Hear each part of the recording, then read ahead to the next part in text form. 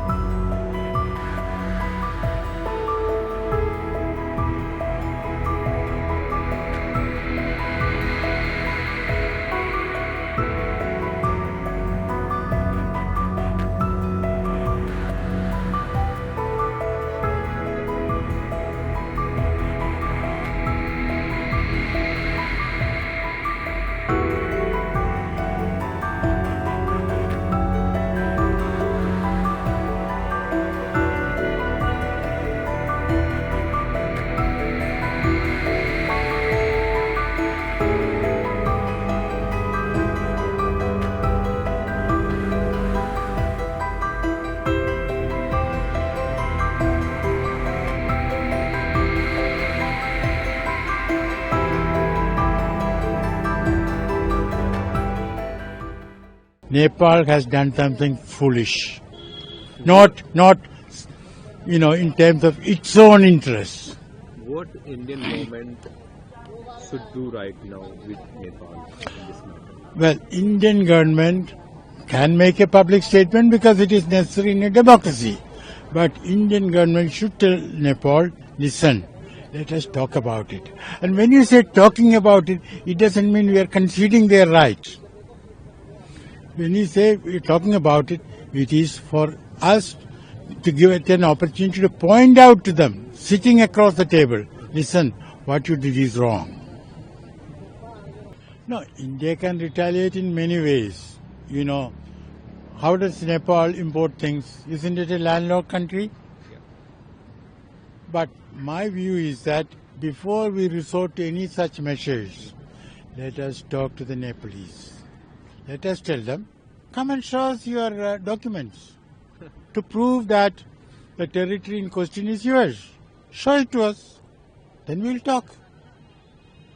You see, it's better to, diplomacy is, engaging in talks is always better than measures. Because if we sort of have a blockade on Nepal, that will only strengthen the anti-Indian forces.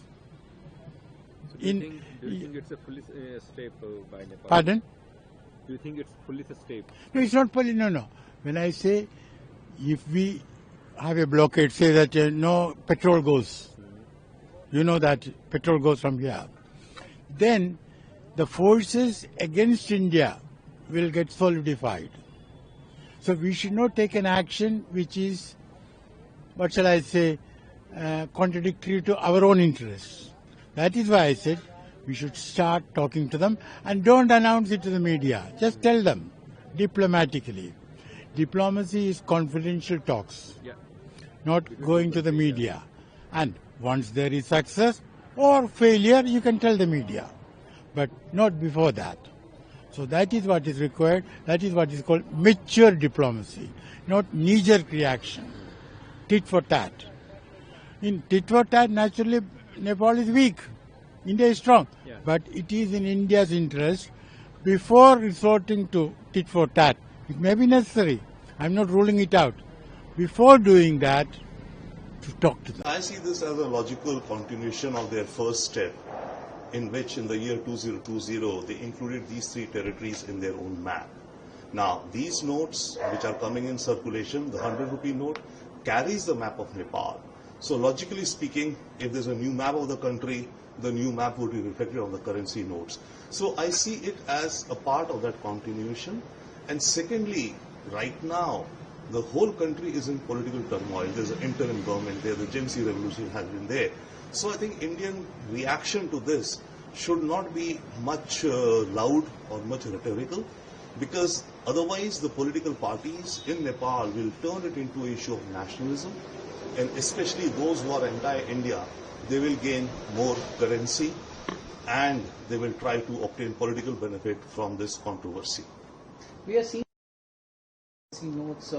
What we can see from it, that it was printed in 2024 and it got published, and it is available in public domain in 2025, sir?